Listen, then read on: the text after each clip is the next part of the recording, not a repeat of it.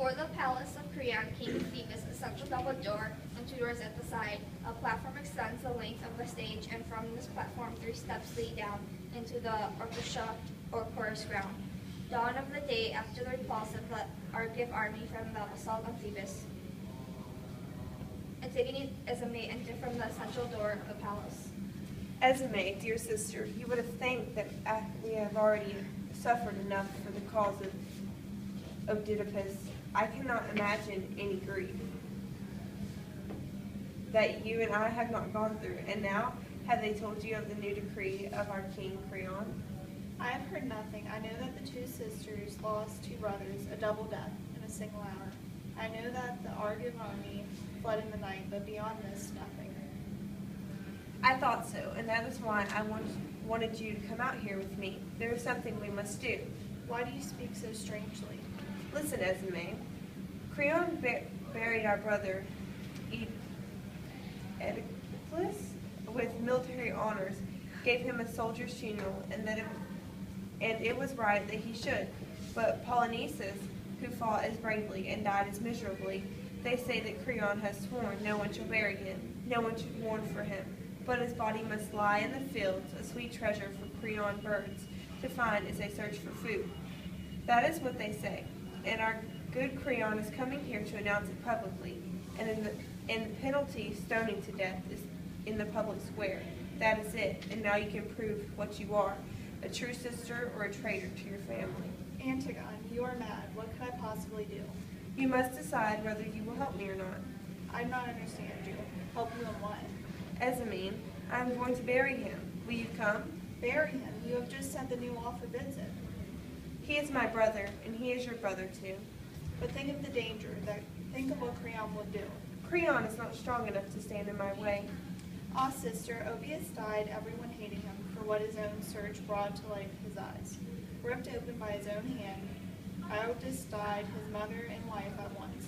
She twisted the cords, strangled her life, and our brothers died, each killed by the other's sword.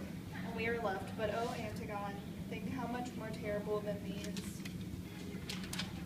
our own death would be if we should go against Creon and do what he has forbidden.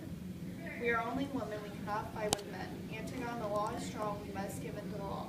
In this thing and in worse, I beg the dead to forgive me, but I am helpless. I must yield to those in authority. And I think that it is dangerous business to always be elderly. If that is what you think, I should not want you, even if you ask to come. You have made your choice, and you can be what you want to be. But I will bury him, and if I must die, I say this is a holy crime. If you need to go, We're not restarting this. No. you must have made your choice. You can be what you want to be, and I will bury him. And if I must die, I say this crime is holy. I shall lie down with him in death. I shall be as dear to him as he to me. It is the dead, not the living, who makes the longest demands. We die forever. You may do as you like, because apparently the laws of the gods mean nothing to you. They mean a great deal to me, but I have no strength to break laws that were made for the public good. That must be your excuse, I suppose, but as for me, I will bury the brother that I love.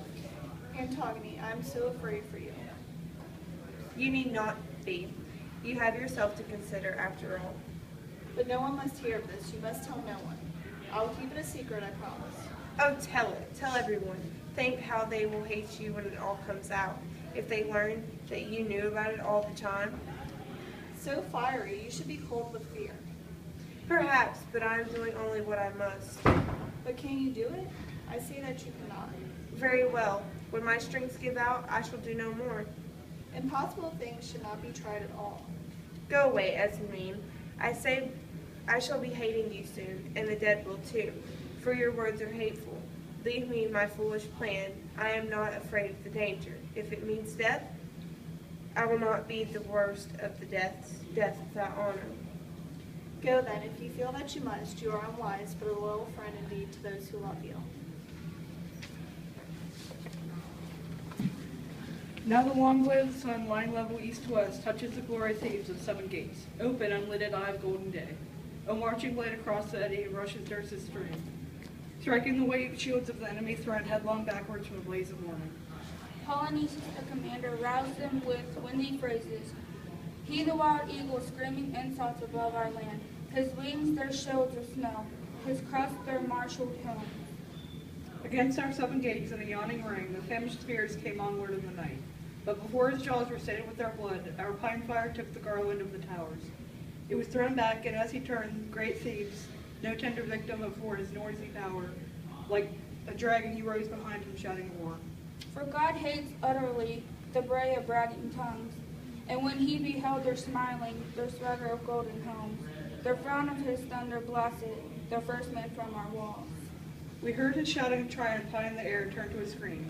Far on the flaming arc he fell with his windy torch, and the earth struck him. Another storming of fury no less than his found shock and death of dusty joy of battle. Seven captains at 7 gates yielded their clanging arms to the God that bends the battle line and breaks it. These 2 only, brothers in blood, face to face in matchless rage, marrying each other, the other's death, clashed in long combat. But now in the beautiful morning of victory, let Thebes and many chariots sing for joy.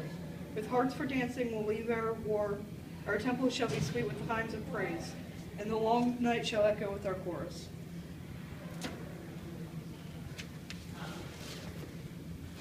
All right, so do we have to